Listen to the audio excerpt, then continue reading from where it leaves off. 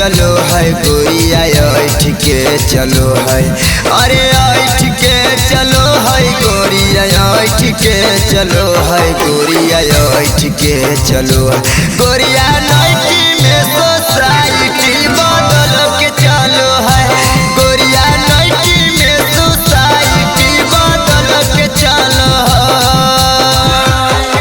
अरे झाड़ के बोलो है गोरिया झाड़ के बोलो है, गोरिया झाड़ के बोलो है, अरे झाड़ के बोलो है गोरिया झाड़ के बोलो है, गोरिया झाड़ के बोलो है, गोरिया नाइटी में सोसाइटी बदल के चलो है, गोरिया नाइटी में सोसाइटी बदल के चलो है, गोरिया बदल के चलो है।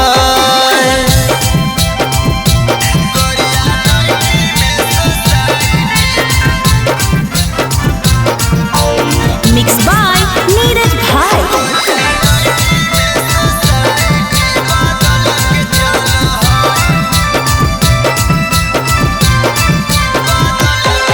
अरे ऐसन फैसन कपड़ा गोरिया कहाँ से मंगाओ है, सास ससुर बोले तो मार के भगाओ है। अरे ऐसन फैसन कपड़ा गोरिया कहाँ से मंगाओ है, सास ससुर बोले तो मार के भगाओ है। अरे झाड़ के चलो है केसिया झाड़ के चलो है, केसिया झाड़ के चलो है, गोरिया नाइटी में सोसाइटी बदल के चलो है, गोरिया नाइटी में सोसाइटी बदल के चलो है, गोरिया बदल के चलो है।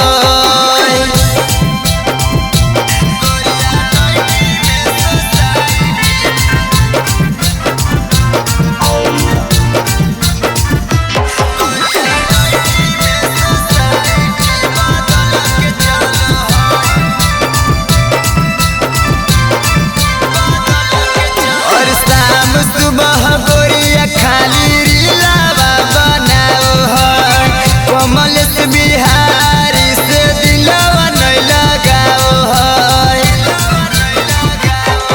और शाम सुबह गोरिया खाली रीलावा बनाओ है, कमल से बिहारी से दिलवा नहीं लगाओ है। डोल के चलो है गोरिया डोल के चलो है, गोरिया डोल के चलो, गोरिया नाइटी में सोसाइटी बदल के चलो है, गोरिया नाइटी में सोसाइटी बदल के चलो है, गोरिया बदल के चलो है। Kanchan recording studio Shri Rampur.